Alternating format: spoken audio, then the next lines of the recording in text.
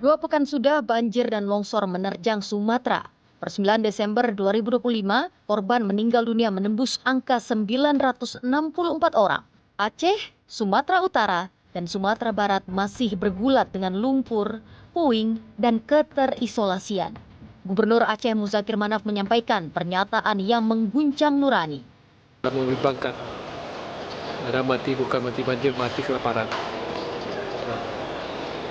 Kondisinya begitu memprihatinkan. Seperti itu. Instruksi Bapak langsung kepada jajaran. Saya saudara semuanya, termasuk Krisi, kerja aktif supaya dapat tersalur sembako kepada mereka yang butuh membutuhkan. Tim relawan pun bergerak secara swadaya, terus berjuang menyalurkan bantuan dan pengobatan bagi korban. Di Kecamatan Langkahan, Aceh Utara, relawan menembus keterisolasian untuk menjangkau sejumlah desa yang terdampak parah. Namun, hingga kini, keterbatasan persediaan obat-obatan masih menjadi kendala di lapangan. Sementara, layanan kesehatan lumpuh di sejumlah rumah sakit di Aceh Tamiang termasuk RSUD Muda Setia. Wakil Menteri Kesehatan Benyamin Paulus Octavianus menyebut banyak layanan kesehatan lumpuh karena dokter, perawat, dan tenaga kesehatan lainnya turut menjadi korban banjir dan longsor. Vaskes yang terdampak itu 31 rumah sakit, 156 puskesmas, dengan rincian Aceh 13 rumah sakit, puskesmasnya 122. Lalu Sumatera Utara 18 rumah sakit dan 22 puskesmas, dan Sumatera Barat 9 puskesmas. Ini yang ditugaskan kepada kami ke sana melihat agar segera fasilitas kesehatan itu mana yang bisa beroperasi, mana yang sama sekali tidak bisa beroperasi, mana yang bisa segera kita tolong segera. Jadi kita pusatkan di setiap provinsi itu pusat krisisnya ada di Banda Aceh, ada di Medan, di Maluku. Presiden Prabowo Subianto kembali mendatangi lokasi bencana banjir dan longsor di Pulau Sumatera yakni Aceh.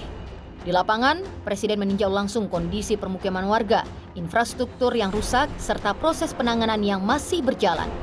Setelah meninjau lokasi terdampak bencana, ia menggelar rapat terbatas mengenai penanganan dan pemulihan bencana. Ia mengeluarkan arahan penting, menggerakkan TNI Polri, memastikan aliran listrik, menghapus utang kur petani terdampak, mengerahkan dokter magang, hingga memastikan bantuan udara tepat sasaran. Satu pesan ditekankan, tak boleh ada pejabat memperkaya diri di tengah derita rakyat. Arahan Presiden tak berhenti pada instruksi lapangan. Pemerintah juga memastikan dukungan anggaran segera tersedia. Dana sebesar 5 triliun rupiah siap dikucurkan. Jadi anggaran dari APBN, tapi sudah disiapkan ya. Tapi itu yang berhak mengumumkan Presiden dan BNPB, saya nggak bisa ngomongin itu. Tapi permintaan mereka sudah didukung oleh dana yang cukup. Ada masih anggaran untuk bencana, kan ada setiap tahun tuh 5T. Itu satu. Nanti kita sudah sisir anggaran 2026. Sebelum ini kejadian sudah kita sisir sebetulnya. Namun, suara kritik tak surut. Direktur Eksekutif Amnesty International Indonesia Usman Hamid menilai pemerintah tidak cukup tanggap dan terlalu lamban menetapkan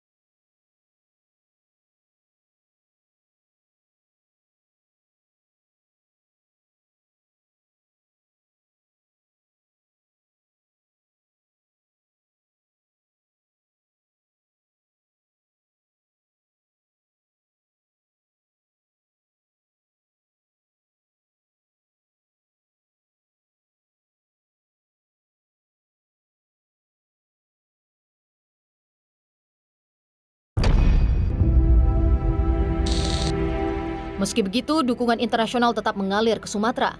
Muzakir Manaf memastikan tak ada larangan bantuan asing masuk ke Aceh. Relawan dari Tiongkok telah membantu dengan alat pencarian jenazah. Dokter dan obat-obatan dari Malaysia juga telah tiba. Ia menegaskan bantuan internasional tidak ditutup selama untuk kemanusiaan.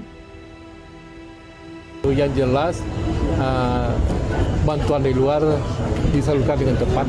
Contohnya ada dari bantuan dari Kuala Lumpur, Malaysia, juga dengan doktor obat-obatan.